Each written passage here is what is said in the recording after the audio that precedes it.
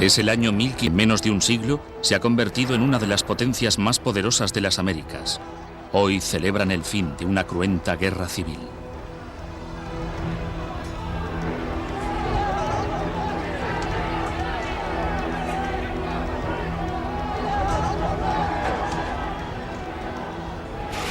Un nuevo líder ha ascendido al poder. Su nombre es Atahualpa. Siguiendo la tradición de sus antepasados, Atahualpa bebe del cráneo de su rival. Un cráneo con ribetes de oro. Es el cráneo del hermano de Atahualpa.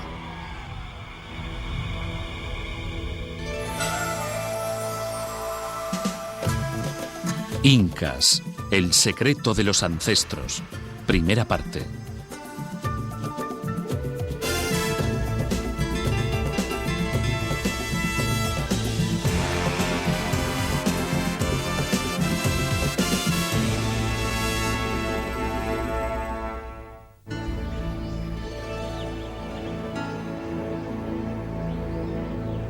Atahualpa y los incas prosperaron en una región inhóspita y dura en la que muy pocos sobrevivían. Los terremotos y las erupciones volcánicas asolaban constantemente sus ciudades, y en las cumbres más elevadas de sus tierras el aire enrarecido dificultaba la respiración de los visitantes. Los desiertos costeros eran tan secos que los cadáveres acababan convertidos en momias. Los incas fueron los últimos de una larga cadena de civilizaciones que, contra todo pronóstico, consiguieron sobrevivir en esta región durante siglos. Civilizaciones como los Tiwanaku y los Moche, los Paracas y los Nazca, los Icachincha, los Chancay y los Chim. Todos ellos son los misteriosos ancestros de los incas. Algunos construyeron grandes ciudades de adobe que hoy están desapareciendo por la erosión de las lluvias. Otros tejieron historias en las ropas que envolvían a sus muertos. Algunos honraban a sus ancestros adorando a las momias. A otros se les recuerda por sus maravillosos tesoros. Y a otros por sus antiguos secretos, imágenes grabadas en el suelo del desierto.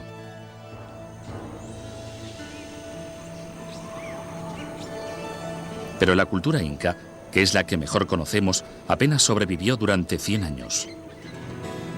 Poco después de que Atahualpa tomara el poder, un ejército de españoles, pequeño pero bien armado, invadió el lugar, amenazando la cultura inca.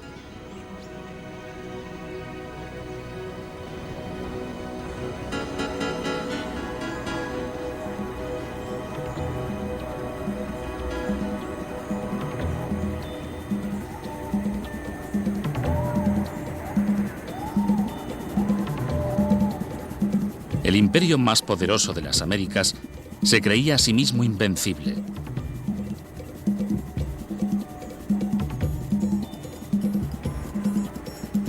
Este reino es comparable en extensión al Imperio Romano. La red de carreteras que crearon podía haberse extendido por más de la mitad de la tierra. Poseía grandes ejércitos y la fuerza y habilidad de sus guerreros quedó más que probada en la batalla. Sus conocimientos de ingeniería les permitieron trabajar las tierras más accidentadas del planeta.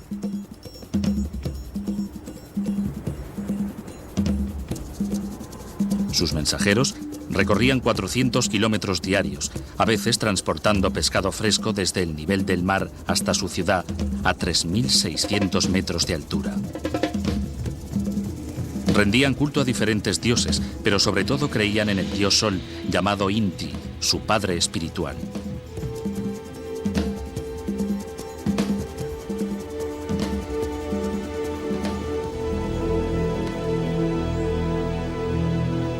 Muchas de las más espléndidas creaciones incas todavía perduran.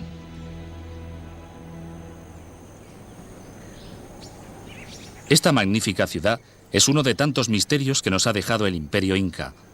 Aislada del mundo durante años, ni siquiera los descendientes de los antiguos incas conocen el origen de su fundación. Nos referimos al Machu Picchu. En 1911, Hiram Bingham, un aventurero americano, dirigió una expedición al Perú en busca de la legendaria fortaleza de los incas. Vilcabamba. Después de varias semanas sin ningún éxito, Bingham decidió seguir un tortuoso sendero que ascendía hacia la cima de las montañas. Pronto, su esfuerzo se vio recompensado. De repente me encontré frente a las ruinosas paredes de unos edificios construidos con la mejor piedra utilizada en la arquitectura inca para trabajar. Era difícil ver las piedras porque, a través de los siglos, habían quedado casi totalmente cubiertas. Parecía un sueño increíble. Durante 400 años, el Machu Picchu permaneció oculto y en silencio en las cimas del mundo. Ahora, el gran santuario de los incas ha sido descubierto. Desconocida durante siglos, incluso para los conquistadores, esta ciudad tan cerca del cielo encarna todos los misterios de las grandes culturas anteriores a la Inca. De todas las grandes civilizaciones de la antigüedad, los incas y sus predecesores tuvieron que dominar los fuertes contrastes climáticos y las duras condiciones medioambientales. Esto derivó en una compleja organización social, económica y religiosa que todavía hoy nos maravilla. Si llegamos a entender el pensamiento que permitió sobrevivir y prosperar a este pueblo, tendremos la clave para entender a los auténticos genios de la civilización más grande de América. Y este es el misterio que hemos intentado desvelar.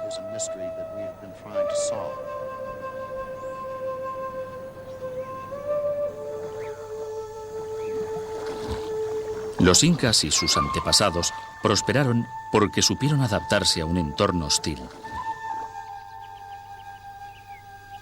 Su anatomía también se adaptó al medio, desarrollando los pulmones y las piernas, que eran cortas y fuertes, preparadas para recorrer terrenos montañosos y escarpados. Domesticaron animales como las llamas y las alpacas, que les proporcionaban carne y lana para fabricar ropa de abrigo.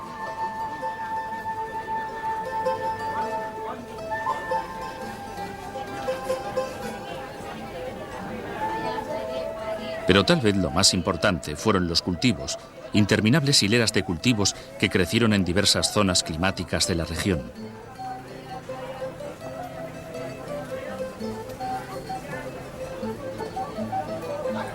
El maíz era el más preciado, pero también cosechaban tomates y cacahuetes y más de 200 clases de patata. Y también cultivaban cacao, cuyas hojas mascadas servían para combatir el hambre y la fatiga. Aquí han sobrevivido generación tras generación, sacando provecho de los triunfos y aprendiendo de los fracasos de sus antecesores. La población, a medida que crecía, se fue adecuando el terreno a sus propias necesidades. Canalizaron los ríos, construyeron acequias y convirtieron millones de hectáreas de laderas de montañas en bancales de labranza. Los españoles se quedaron atónitos ante aquellas escaleras que conducían al cielo y bautizaron a la cordillera con el nombre indígena para designar a las terrazas, los Andes, de la palabra andenes. Aunque la creación de estas terrazas generalmente se atribuye a los incas, muchas son obra de sus antepasados. Cuando llegaron los españoles, lo atribuyeron todo a los incas, sin mostrar apenas interés por las diversas civilizaciones y tribus, ni por los innumerables grupos absorbidos por el imperio inca. No fue hasta finales de este siglo, con el descubrimiento de estas maravillosas ruinas, miles de años anteriores al imperio inca, que los arqueólogos empezaron a darse cuenta de que los incas fueron sencillamente la culminación de 10.000 años de adaptación a la alta montaña, a las selvas y a los desiertos.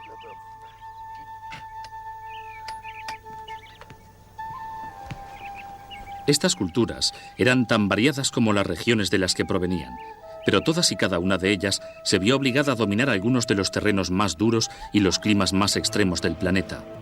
Al este, la jungla amazónica, la selva tropical más grande del mundo. Hacia el oeste del Océano Pacífico, el desierto más seco de la Tierra, hogar de los Nazca, de los Paracá y de los Moche. Entre ambas zonas, la columna rocosa de los Andes, la cordillera más extensa del mundo y la segunda más alta después del Himalaya, el hogar del Imperio Inca.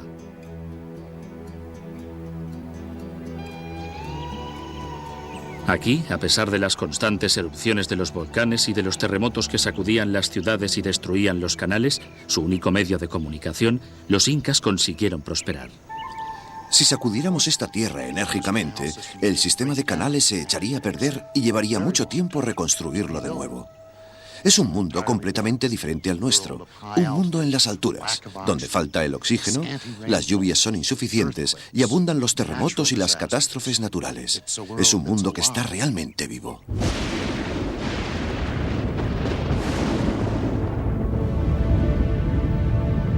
Los incas y sus antepasados sentían un respeto reverencial hacia el poder de la naturaleza. Además de adorar a Inti, el rey sol, rendían culto a las montañas, a la tierra, a los truenos y a la luna. Iban extendiendo su panteón a medida que ampliaban sus conquistas e incorporaban nuevos ídolos y espíritus a su religión. Pero todos los habitantes de la zona creían en un único creador universal llamado Viracocha. Dado que los incas no dejaron ningún testimonio escrito, conocemos a sus dioses, al igual que sabemos bastante sobre la clase de vida de los indios, gracias a las crónicas de los españoles. Pedro de Cieza de León llegó en 1535. Los indios dicen que el mundo estuvo a oscuras durante muchos días y que después, de la isla de Titicaca, emergió el sol en todo su esplendor. Y todos se regocijaron. Y llegó un hombre de gran estatura y con muchos poderes. Y le llamaron el creador de todo. El padre del sol. Al igual que Viracocha era el padre del sol, cada uno de los líderes incas era hijo del sol. Y en 1532, este hombre era Atahualpa. Él y su pueblo fueron los amos de su mundo. En Pisac, propiedad del rey, había un templo en honor al dios del sol Inti. A pesar de ser un lugar sagrado, disponía de una fortaleza que protegía al emperador, su corte y las ricas tierras de labranza en las terrazas de las laderas.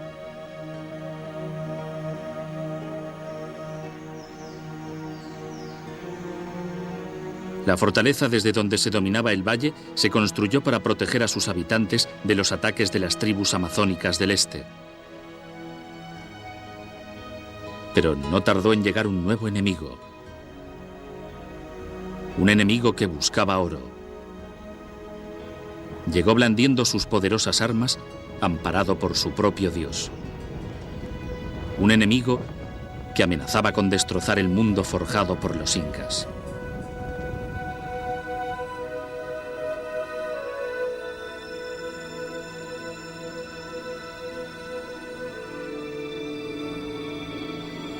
Los emperadores incas llevaban una vida de una extraordinaria opulencia.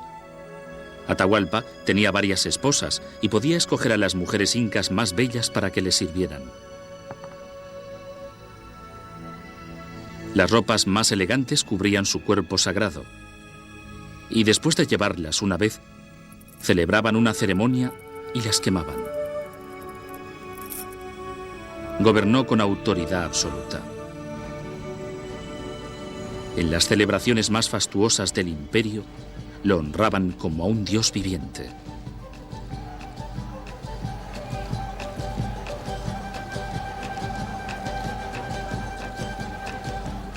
Durante el solsticio de invierno, Cuzco, la capital del imperio inca, celebraba la festividad de Inti Raymi, adorando al sol como gran dios benefactor. A pesar de que los españoles prohibieron el culto a Inti Raymi a comienzos de este siglo, el antiguo culto cobró nueva fuerza. Como muchas tradiciones incas, el culto a Inti Raymi honra a los antepasados, a los creyentes en Dios, al emperador y al trabajo duro. En este sistema de creencias, sus ancestros ocupaban un lugar fundamental. La posición social del individuo dependía de la de sus abuelos y bisabuelos. Y dado que los antepasados eran tan importantes, estas gentes fueron las que iniciaron lo que conocemos por veneración de los ancestros, el culto a los antepasados.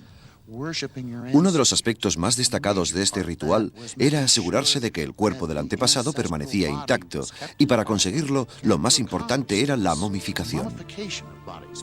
El cuerpo del emperador muerto se embalsamaba, se guardaba en el palacio y se conservaba como si estuviera casi vivo.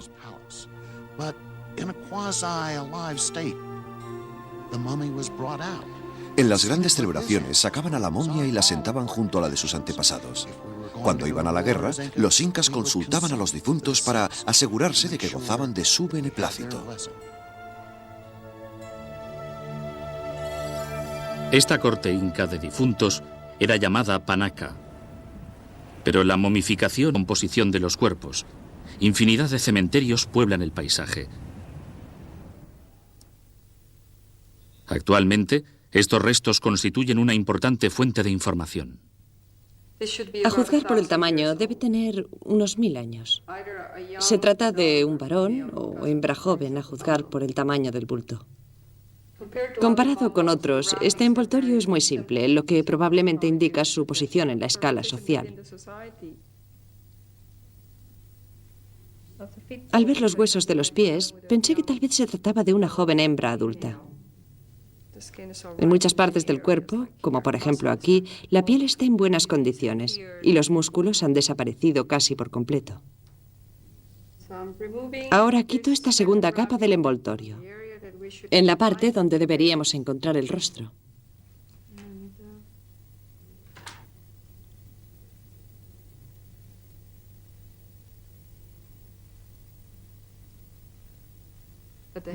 Pero aquí está el pelo. Vemos que lleva trenzas.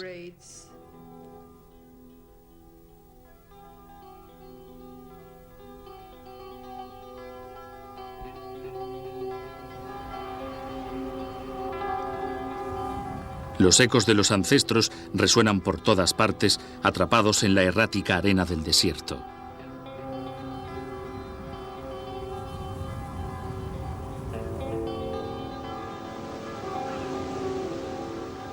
Muchas de las grandes civilizaciones han prosperado a pesar de las duras condiciones del desierto del litoral.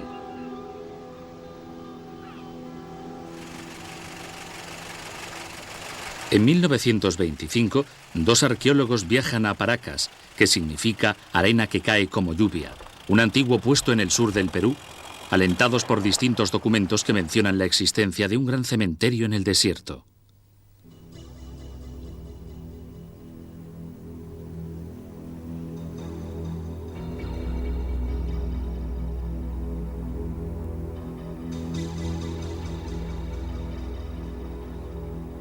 Uno de ellos, Julio Tello, es peruano y su colega, Samuel Lothrop, es americano. Es impresionante que culturas tan avanzadas como estas se desarrollaran aquí, en este lugar tan bello pero tan estéril. Sin embargo, en el mercado negro cada vez aparecen más artefactos pertenecientes a estas extraordinarias civilizaciones. Y en este lugar, las pruebas son todavía más evidentes.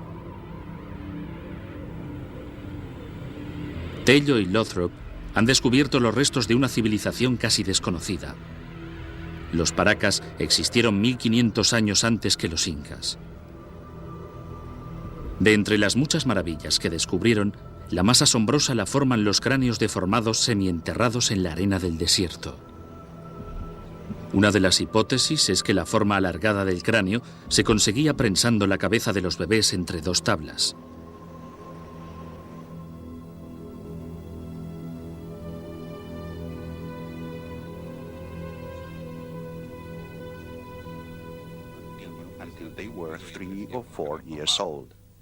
La deformación del cráneo se prolongaba desde el nacimiento hasta los 3 o 4 años de edad. Se ha encontrado un porcentaje muy reducido de este tipo de cráneos, lo que indica que se practicaba únicamente entre los miembros de una élite o de las clases más altas. Sin embargo, los cráneos perforados resultan todavía más sorprendentes. Estos cráneos eran sometidos a un procedimiento llamado trepanación. Aunque inicialmente la trepanación era un método quirúrgico utilizado en la operación de cráneos fracturados, más tarde se incorporó a los rituales para que el mal y las enfermedades pudieran escapar. Aunque parezca sorprendente, sabemos que un 60% de los individuos sometidos a este tipo de intervención sobrevivían a la operación. Tenemos constancia de que sobrevivieron porque se han encontrado huellas de curación en muchos cráneos trepanados. Al paciente se le administraba chicha, una fuerte infusión que le ayudaba a relajarse, y el cirujano operaba con instrumentos de bronce y de cobre. Algunas de las operaciones consistían en practicar una serie de incisiones en el cráneo. Otras, en taladrar un agujero circular de manera que pudiera extraerse un pedazo de hueso. Siglos antes de la ciencia moderna, estos antepasados de los incas ya conseguían milagros médicos. Pero la explicación completa y detallada de estas prácticas tan curiosas sigue siendo un misterio. Tal vez uno de los más grandes enigmas que nos dejaron los incas y sus ancestros, de los que tampoco conocemos, es la cultura nazca. La cultura nazca se desarrolló en los valles costeros donde escaseaba el agua y el sol quemaba sin piedad. Como los incas, los nazca también adoraban a los dioses de la naturaleza, el sol, la luna y las estrellas, y que han originado una controversia próxima a la ciencia ficción. Las líneas trazadas por los nazca se extienden a través de más de 350 kilómetros cuadrados de desierto. Este pájaro mide unos 135 metros de largo. Otros dibujos son simples líneas rectas que se extienden hasta el infinito. Y aunque desde el aire se distinguen perfectamente, desde el suelo son difíciles de ver. Durante más de 1000 años, el mundo ignoró la existencia de estos dibujos. Sin embargo, en los años 20, los primeros pilotos que sobrevolaron la zona empezaron a hablar de unas misteriosas pistas de aterrizaje prehistóricas.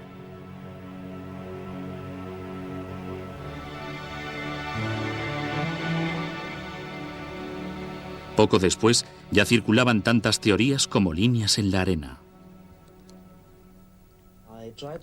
Traté de demostrar que, en la antigüedad, seres extraterrestres realizaron varias visitas a nuestro planeta.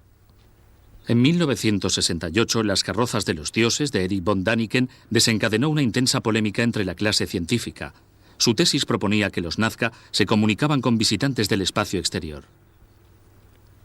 Debido al propio aterrizaje, parte de la arena y de las piedras se desplazan dejando una simple huella en el suelo.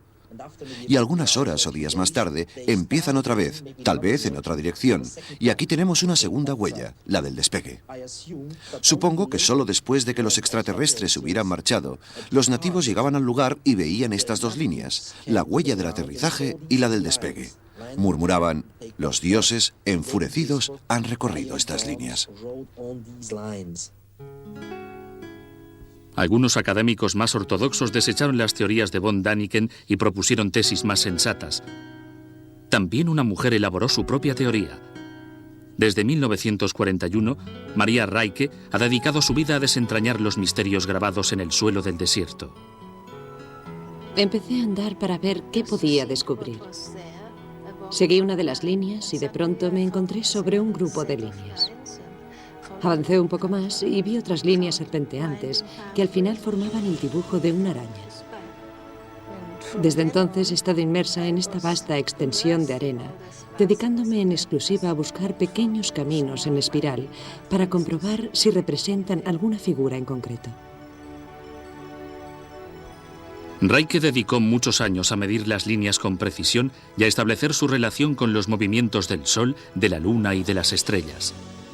Llegó a la conclusión de que las líneas geométricas formaban un enorme calendario astronómico que regía los ciclos de cultivo, irrigación y cosecha de las tierras de los nazca. Sin embargo, a pesar de la coherencia aparente de esta teoría, algunos científicos consideran que olvidó un factor importante. De alguna manera no contempló el factor antropológico. No se preguntó quién había dibujado esas líneas. Puesto que cientos de personas trabajaron en la construcción de este inmenso entramado de líneas, parece lógico pensar que los dibujos debían tener una importante significación religiosa. Eran como rutas ceremoniales que conducían a los fieles hasta importantes centros religiosos. Es probable que estos caminos fueran el lugar donde se realizaban danzas y celebraciones rituales. Este es el peregrinaje anual al altar andino de Koilurriti. Cada año, los fieles de los pueblos de la región recorren estos antiguos caminos para honrar a los dioses que moran en la cima de las montañas.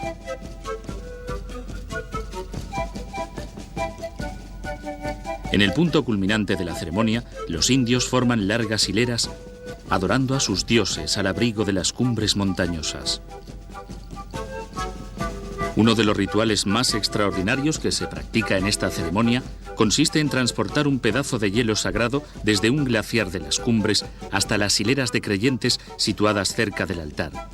Este ritual representa de forma simbólica el descenso de las aguas que llevan la vida hasta las ciudades del árido desierto, como las de los Nazca. La misteriosa relación existente entre las líneas y el agua ha fascinado a muchos estudiosos. Eduardo Herrán, fotógrafo, cree que trazaron estas líneas para guiar a los pájaros que con su llegada anunciaban las lluvias. Los Nazca necesitaban agua y es probable que trazaran las líneas para que los cóndores las vieran. Cuando los cóndores sobrevuelan estas líneas, anuncian que se acerca la lluvia de los Andes, que el agua está a punto de llegar. Esto era vital para los Nazca. Durante los últimos años hemos identificado casi 300 nuevas líneas. Lo más importante es ser consciente de que esta manifestación artística nazca es un monumento único y que no existe nada parecido en ningún otro lugar del mundo. Actualmente es fácil contemplar estos maravillosos dibujos desde el aire. ¿Es posible que los antiguos Nazca también pudieran volar? En 1975, el aventurero Jim Woodman y el aeróstata Julian Knott intentaron demostrar que los Nazca sí podían haber volado. Para ello construyeron un globo de aire caliente utilizando solo materiales que sabemos que los Nazca también conocían. Para construir la barquilla del globo utilizaron juncos y tela de algodón para la envoltura. Desde una hoguera situada en un foso central, canalizaron el calor y despegaron sobrevolando el desierto durante 2 gloriosos minutos.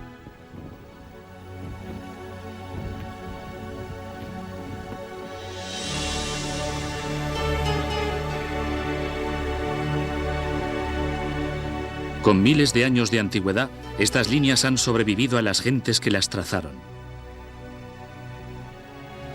Han sobrevivido a los terremotos, la sequía y los aguaceros. Hoy constituyen el paradigma de la supervivencia de las culturas andinas frente a las fuerzas adversas de la naturaleza.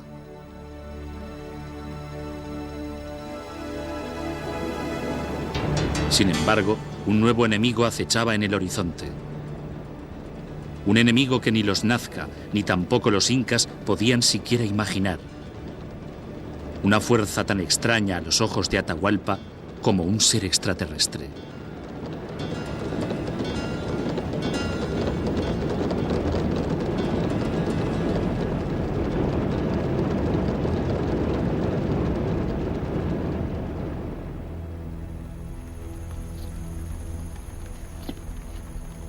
En 1532, Perú fue invadido por Francisco Pizarro y su pequeño grupo de conquistadores en busca de ciudades colmadas de oro.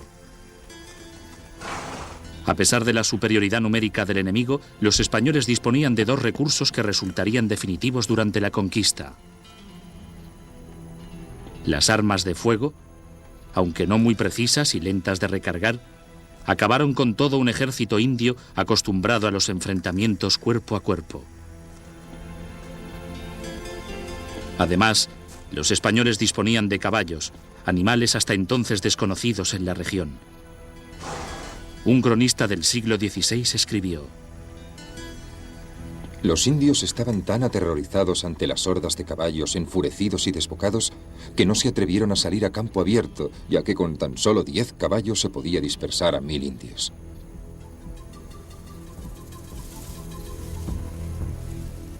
A los ojos de los incas, los españoles parecían seres de otro planeta. Vestidos con armaduras y sentados sobre aquellas bestias de 4 patas, sembraban el terror y la desconfianza entre los indígenas.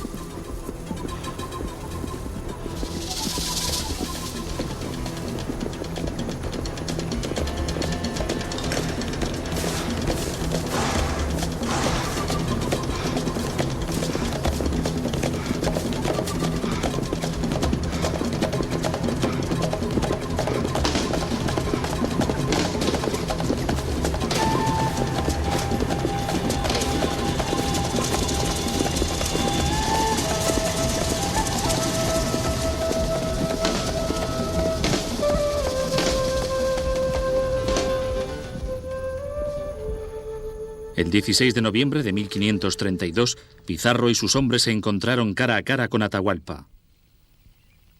Este episodio ha sido recreado en la película La cacería real del sol. Los españoles eran solamente 168. Más de 80.000 guerreros incas acamparon en la zona. Pero Atahualpa y su numeroso ejército acudieron desarmados. Ni siquiera podían sospechar que los españoles atacarían. La intención de Atahualpa era simplemente apoderarse de los caballos y hacerlos criar. Al recibir la señal, los hombres de Pizarro atacaron.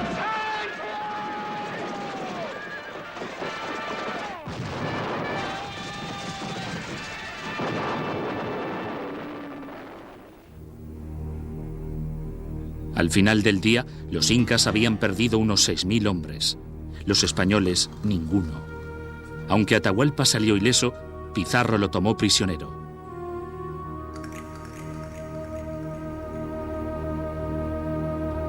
Atahualpa propuso un increíble rescate a cambio de su libertad.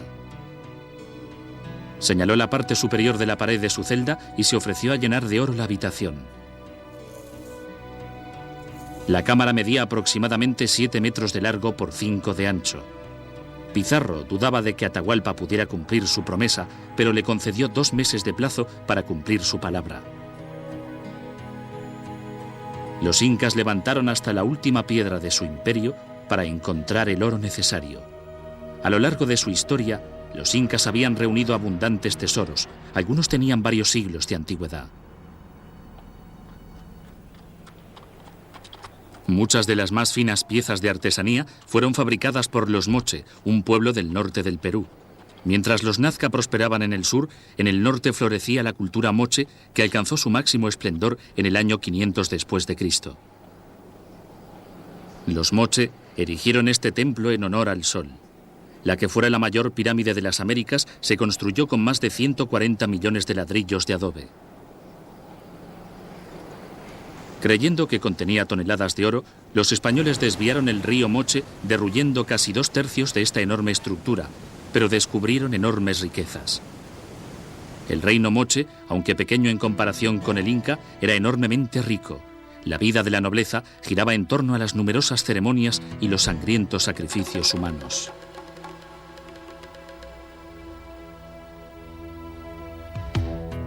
En cambio, la vida del pueblo estaba estrictamente organizada. Debían trabajar muy duro para mantener al Estado. Los campos fértiles se regaban mediante sofisticados sistemas de irrigación y de esta manera aquellos valles del litoral se convirtieron en los más ricos del Perú. También aprovechaban los abundantes recursos del Océano Pacífico. En la actualidad, los descendientes de los moche siguen pescando con las técnicas tradicionales. Los hombres de pie en los barcos de juncos echan sus redes al mar.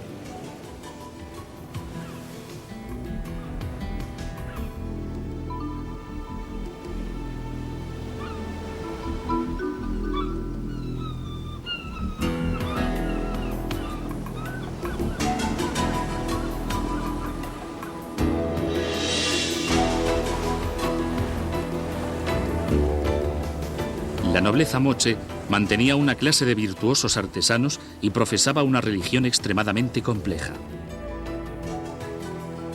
Las imágenes representadas en los muros de sus templos y de sus vasijas de cerámica indican que la vida de la nobleza giraba en torno a enigmáticos rituales y eróticas prácticas sexuales.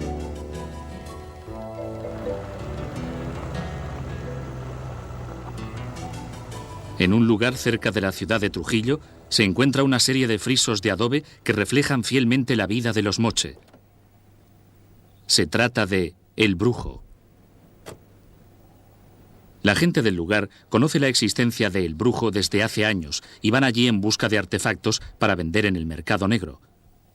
Uno de aquellos exsaqueadores es Arturo Carrera, que descubrió los frisos en 1983. Primero encontramos una momia y, al moverla, descubrimos los relieves en la fachada. Eran unos relieves tan bonitos y nos impresionaron tanto que los cubrimos con tierra y decidimos no enseñárselos a nadie. Eran tan bellos que temíamos que otra gente viniera y los destrozara. Y por eso los dejamos tapados. Totalmente.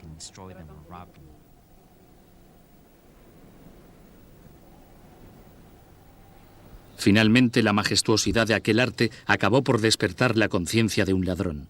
Arturo y sus compañeros decidieron compartir su secreto con las autoridades. Actualmente colabora con el equipo que descifra los misterios del brujo. Se llama El Brujo, que como su nombre indica parece que fue un templo donde vivía un chamán muy poderoso o un antiguo sacerdote guerrero. En este mural vemos una hilera de prisioneros desnudos atados con una cuerda alrededor del cuello. Seguramente estos prisioneros eran conducidos al cadalso. Los restos humanos encontrados parecen indicar que los frisos reflejan lo que realmente ocurría en El Brujo. La pregunta clave es, ¿qué significa el sacrificio? En sí mismo, el sacrificio es el acto consciente de matar a alguien de un modo simbólico. Es el bien más preciado que se puede ofrecer. De algún modo, si este edificio se encuentra aquí con todas estas imágenes y todo este arte, el magnífico arte de los Moche, será posible encontrar la auténtica relación entre el arte y la realidad. La brujería y las curaciones son un tema abundante en la iconografía Moche, y es interesante comprobar que actualmente estas prácticas todavía siguen vigentes. Este antiguo arte ya no es practicado por sacerdotes guerreros y tampoco se realizan sacrificios humanos. Actualmente, los curanderos recurren a las hierbas y a las pócimas para curar las enfermedades del cuerpo, y también utilizan la magia para ahuyentar las fuerzas malignas que devoran el espíritu.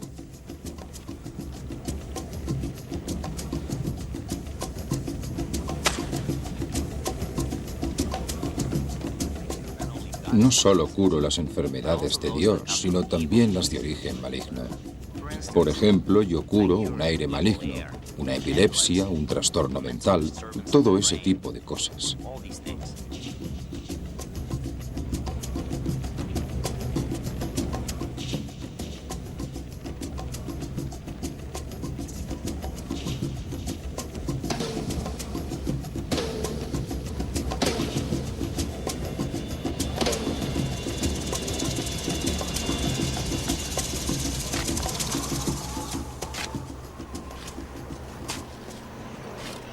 Otra tradición muy destructiva también ha sobrevivido al paso del tiempo. Estos son huaqueros, ladrones de tumbas que venden las reliquias de sus antepasados en el mercado negro.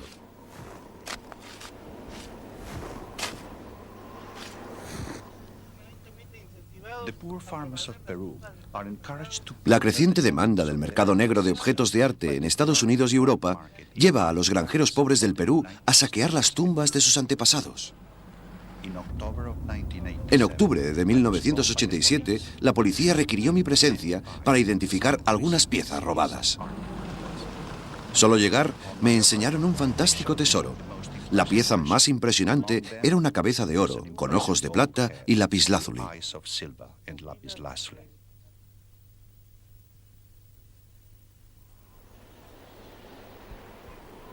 El tesoro pertenecía a una tumba saqueada cerca de la ciudad de Sipán. La gente de la ciudad pululaba por los alrededores del lugar en busca de un hoyo enorme excavado por los saqueadores. La policía llegó al día siguiente para restaurar el orden. Los tesoros saqueados se interpretaron como una señal de que la tumba escondía riquezas todavía mayores.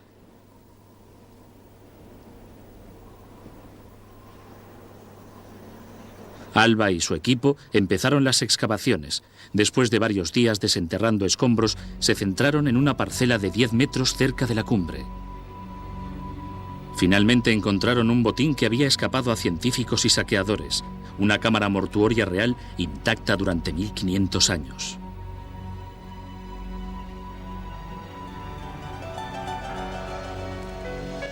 Fue un gran hallazgo. Por primera vez, los arqueólogos tuvimos la oportunidad de conseguir nueva información sobre la tumba de un hombre importante del antiguo Perú. Dentro de la tumba teníamos la sensación de que no estábamos solos. Sentíamos una presencia espiritual muy intensa. Estábamos resucitando a un personaje después de un letargo de 1500 años. Decidimos llamarle Señor de Sipán.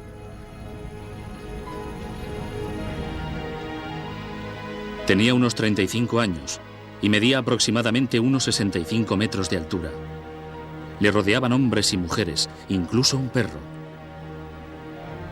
Sin duda alguna, le habían acompañado durante su vida. Y se llevó a la tumba un cúmulo de riquezas asombrosas.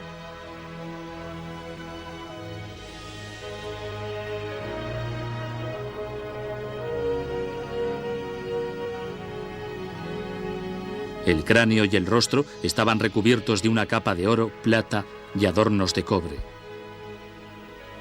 Llevaba unos pendientes de turquesas y oro que en el centro lucían la miniatura de un guerrero con uniforme luchando.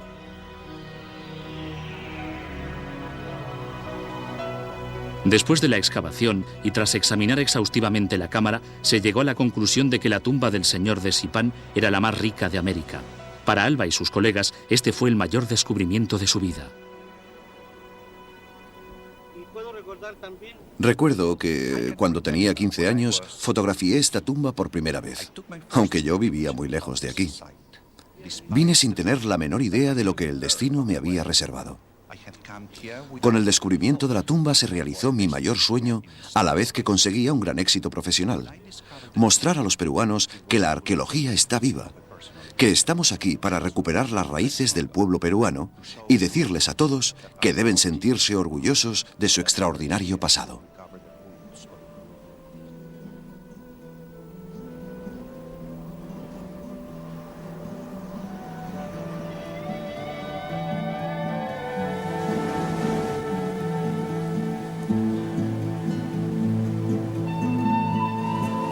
El fin del reinado moche llegó entre los años 650 y 800 después de Cristo.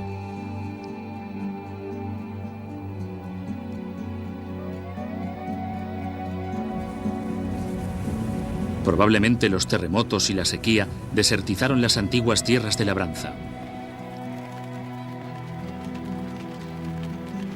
Otra más de entre una larga serie de civilizaciones andinas sucumbió finalmente ante las fuerzas naturales.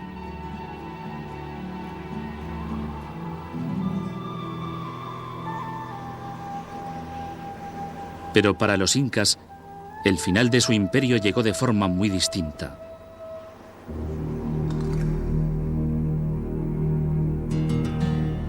Durante meses, el rescate prometido por Atahualpa fue transportado poco a poco hasta su celda y el nivel del oro se acercaba cada vez más a la marca en la pared. Sin embargo, al final, Atahualpa fue condenado a muerte. Imploró que no le condenaran a morir quemado en la hoguera porque no podría reencarnarse. Finalmente lo ataron a una silla y le asfixiaron hasta producirle la muerte. Una vez fundidos sus tesoros, pasaron a engrosar las arcas del rey de España. La Iglesia católica que trataba de convertir a los indígenas al cristianismo. Finalmente, las momias fueron transportadas hasta Lima, donde recibieron cristiana sepultura, poniendo punto final a las prácticas paganas.